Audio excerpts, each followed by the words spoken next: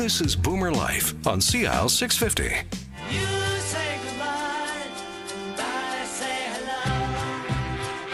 Oh, hello. Everybody sing. I don't know why you say goodbye, I say hello. And you're listening to Boomer Life on CL 650. I'm Joanne Sutton. Thank you for joining us today. We're carrying on a conversation with our friends from the Alzheimer's Society of BC, and that lovely voice you just heard was that of Kathy Borey. She is our next guest. So I am joined in studio with the CEO of the Alzheimer's Society, which is Maria Howard, and she joined us in our first segment. Kathy Borey now. A woman from Vancouver, lives in North Van. She's a writer. She's an author of a book.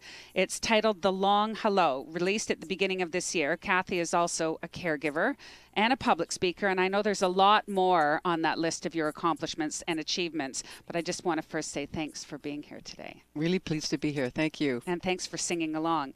So tell us a little bit about yourself and how you came to write this book, The Long Hello.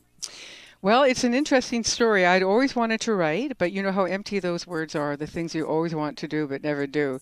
And I'd been very busy with various careers, and then my mom was diagnosed with dementia, and I was the only child left, so we spent a lot of time together. And one day I was taking her to lunch at Park Royal. We did that quite a bit, and this is going to be very hard for you to believe, Joanne, but I had been recently dumped by a young man, maybe not so young. And I thought, I really want to ask my mom for advice. She was always provided good counsel for me, and I thought, maybe this is not fair, but my ego went out. So I said, well, Mom, what do you do if you love somebody, but he doesn't love you? And she looked at me and she said, go find someone else. And of course, it's very funny. Simple as that. Yeah. And then I said, well, what is love?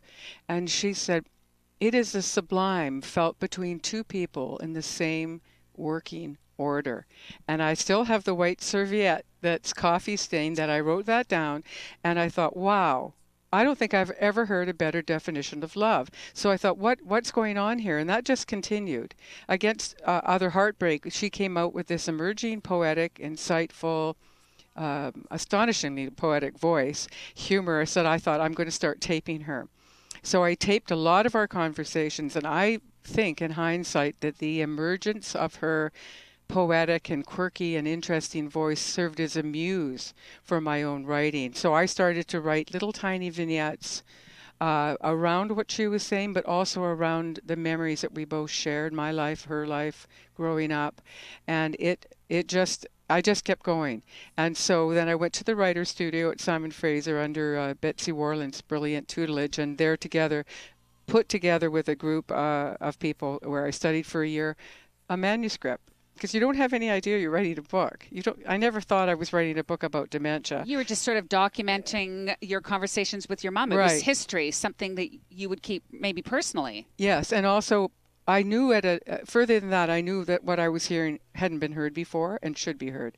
So that's why I wanted to make it a book. I wanted her voice to be out in the world, and the rest is history. Here it sits. Oh, my gosh. So it's almost like keeping a little compendium of the one-liners that kids say.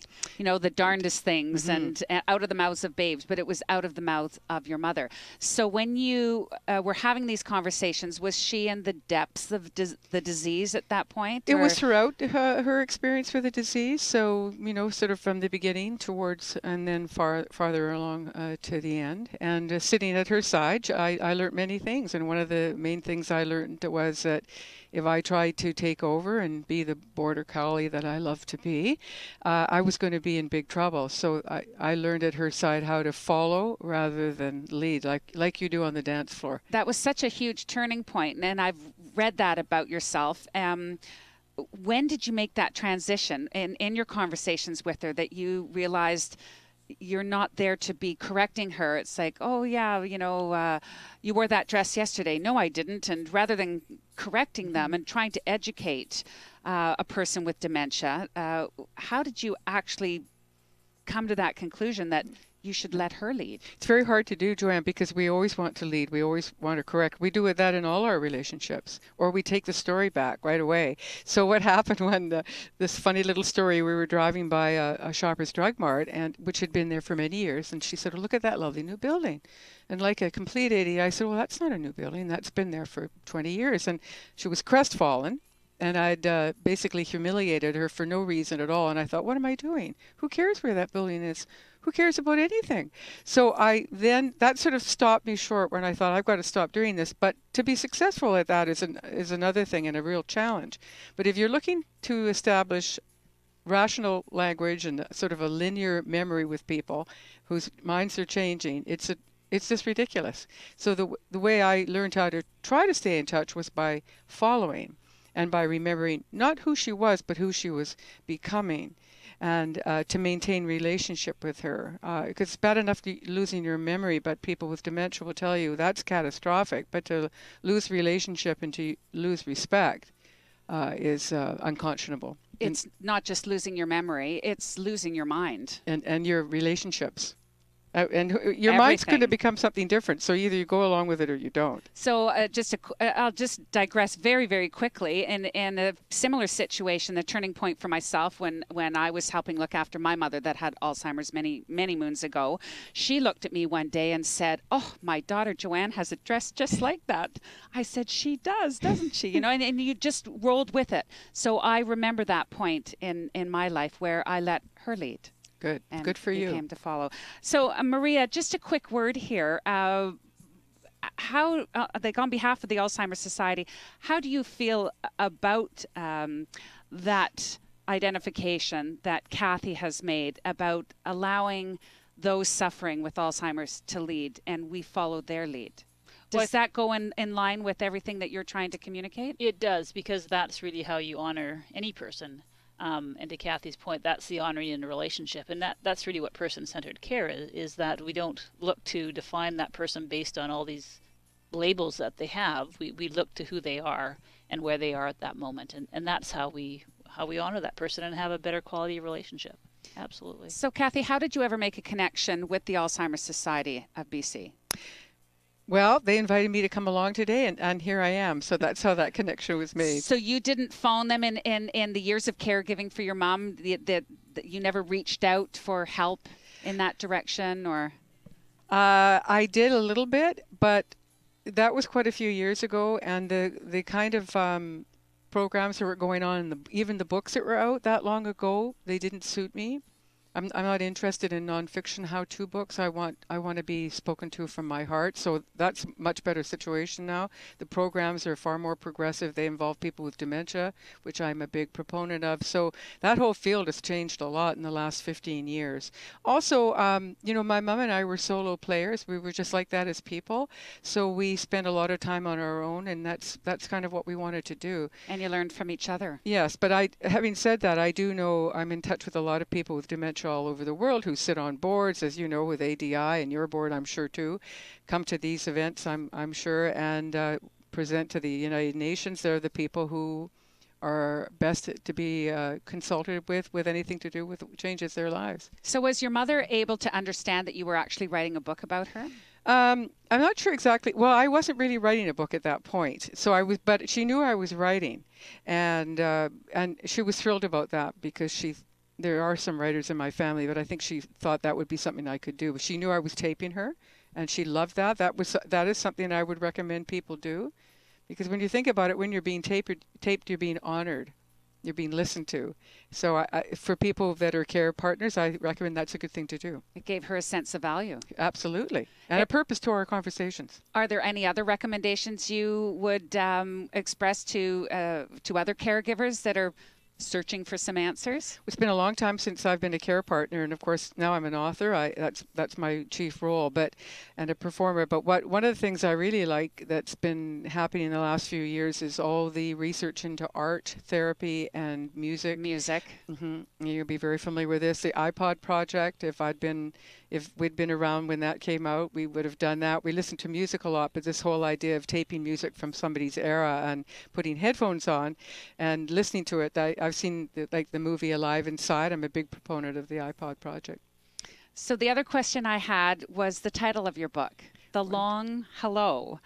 I'm just not sure how that fits. Maybe you could explain that for me. Well, I've forgotten exactly how it came about, but you know the stigma as well as the rest of us with the empty shell, the long forgetting, the endless death, The long goodbye. the long goodbye. Words we'd never used to describe other people who had chronic problems. We'd never use those words. Can you imagine? But we use it with people with dementia. And so I thought, no, my mother taught me the opposite. So that's where I got that phrase, the long hello, and I think it fits perfectly. This September, it's part of World Alzheimer's Month, part of the campaign. We're going to be talking about stigma and language, which you have expressed is extremely important. Is there any other parallel to be drawn between your reasons for writing the long hello and the idea of the power of words to reinforce or to fight that stigma? When I was writing, I had no plan of what I was doing. Even now, I sometimes wonder if it's really exclusively a dementia book. I don't think it is. It has all sorts of other universal themes going. So when I was writing it, I had no plan about stigma. Those words didn't come into my brain, neither did dementia. It was just I was writing our story.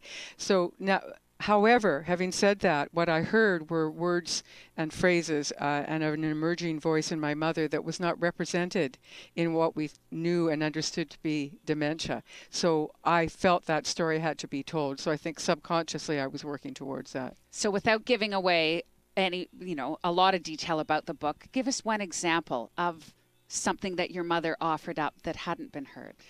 Well, there's so many, and they're on every page. But one of them was, I would say, well, what's new, or how are you? And she'd say, well, I was down at the horse barn today. It came with lots of blessings. And then another time she said, I said, well, what's up? Well, Kathy was here today, and she said to me, Mom, I'm not going to offer to give them my shadow. And I said, wow, really? Where was this? She said, oh, it was somewhere on the other side of here. So magical, poetic. Wow. Really things going on in her mind. Mm-hmm. That you were trying to connect with. She didn't have an affiliation with horses, did she? Well, she would have known horses growing up, but you never second guess. It just came. These things just come out, and they're what people aren't expecting. Partly why they don't hear them is because they're too busy talking, which is tempting, or they're sitting in front of the TV. So the whole idea is to sit and wait and listen, and pay attention, and keep conversation. When you can't converse, you can always maintain relationship through hugs and kisses and music and lots of different ways. The spirit never goes. Lots of touch. Yep. Lots of touch. Yeah, we could spend an entire hour, I think, talking to Kathy. Thank you for joining us today, and thank you for sharing that story as well. Thank you. I will read the book, but my fear is it's going to be a little close to home for me, and maybe following a similar path that I'd followed on my journey with Alzheimer's with my mom. But I'll suck it up. I'll make sure I've got a big box of Kleenex with me when I do. Well, can I alleviate by saying there are a lot of sub-stories? Sure. And a few little naughty parts, too. Oh, we like naughty parts. Page 127. Oh. So it won't be a hard read, I don't think. Thank you for that tip. Kathy Borey, author of The Long Hello. She's been with us for World Alzheimer's Month, along with Maria Howard, CEO of the Alzheimer's Society of BC. We will continue this conversation on the journey of dementia when Boomer Life returns in moments. Canada's only weekly radio show dedicated to the baby boomer lifestyle. This is Boomer Life on CIL 650.